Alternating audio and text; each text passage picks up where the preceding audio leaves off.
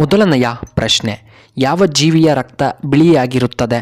A ಚೇಳು, B ಹಾವು, C ಮೀನುಗಳು, ಡಿ ಜಿರಳೆ.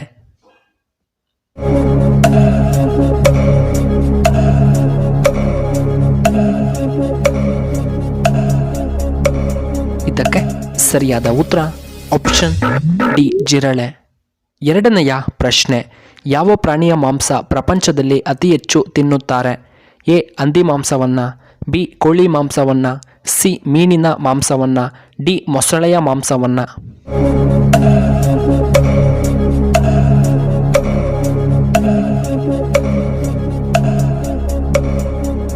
ಇದಕ್ಕೆ ಸರಿಯಾದ ಉತ್ತರ ಆಪ್ಷನ್ ಎ ಹಂದಿ ಮಾಂಸ. ಮೂರನೆಯ ಪ್ರಶ್ನೆ, ಯಕ್ಷಗಾನ ಯಾವ ರಾಜ್ಯಕ್ಕೆ ಸೇರಿದ ನೃತ್ಯ? A Assam, B Karnataka, C Bihar, D Goa.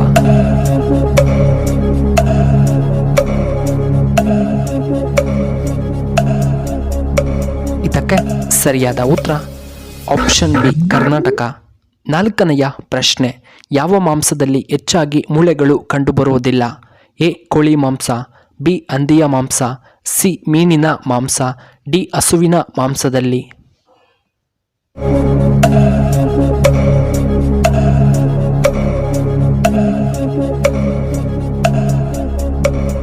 ಇದಕ್ಕೆ ಸರಿಯಾದ ಉತ್ತರ ಆಪ್ಷನ್ ಡಿ ಹಸುವಿನ ಮಾಂಸದಲ್ಲಿ. ಐದನೆಯ ಪ್ರಶ್ನೆ, ಲಿವರ್ ಫ್ರೈ ಯಾವ ರೋಗಿಗಳಿಗೆ ತುಂಬ ಉತ್ತಮ? ಎ ಹೃದಯ ಸಮಸ್ಯೆ ಇರುವವರಿಗೆ, ಬಿ ಬಿ ಪಿ ಇರುವವರಿಗೆ, ಸಿ ಕ್ಯಾನ್ಸರ್ ಇರುವವರಿಗೆ, ಡಿ ಶುಗರ್ ಇರುವವರಿಗೆ.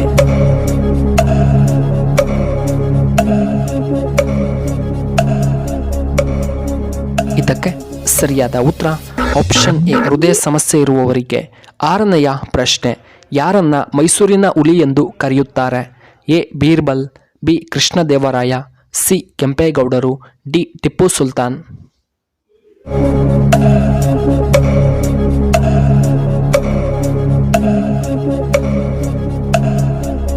ಇದಕ್ಕೆ ಸರಿಯಾದ ಉತ್ತರ ಆಪ್ಷನ್ ಡಿ ಟಿಪ್ಪು ಸುಲ್ತಾನರನ್ನ. ಏಳನೆಯ ಪ್ರಶ್ನೆ, ಕೃಷ್ಣನು ಇದ್ದ ಯುಗ ಯಾವುದು? ಎ ಕಲಿಯುಗ, ಬಿ ಸತ್ಯಯುಗ, ಸಿ ತ್ರೇತಾಯುಗ, ಡಿ ದ್ವಾಪರ ಯುಗ.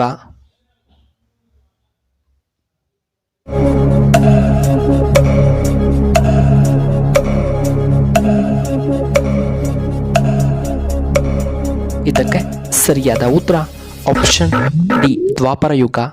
ಎಂಟನೆಯ ಪ್ರಶ್ನೆ, ಮೈಕೈ ನೋವಿಗೆ ಯಾವ ಹಣ್ಣು ತುಂಬ ಉತ್ತಮ?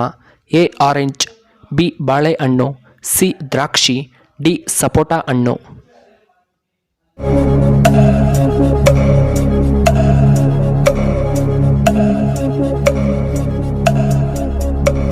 ಇದಕ್ಕೆ ಸರಿಯಾದ ಉತ್ತರ ಆಪ್ಷನ್ ಬಿ ಬಾಳೆಹಣ್ಣು. ಒಂಬತ್ತನೆಯ ಪ್ರಶ್ನೆ, ಯಾವ ಎಣ್ಣೆಯಿಂದ ಮಾಡಿದ ಆಹಾರ ತುಂಬ ಒಳ್ಳೆಯದು? ಎ ಸೂರ್ಯಕಾಂತಿ ಎಣ್ಣೆ, ಬಿ ಆಲಿವ್ ಎಣ್ಣೆ, ಸಿ ಕೊಬ್ಬರಿ ಎಣ್ಣೆ, ಡಿ ಸಾಸಿವೆ ಎಣ್ಣೆ.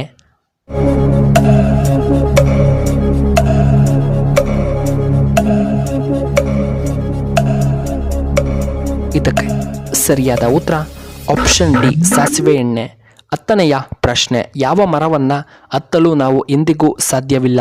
ಎ ತೆಂಗಿನ ಮರ, ಬಿ ಹತ್ತಿ ಮರ, ಸಿ ಬೇವಿನ ಮರ, ಡಿ ಪಪಾಯ ಹಣ್ಣಿನ ಮರ.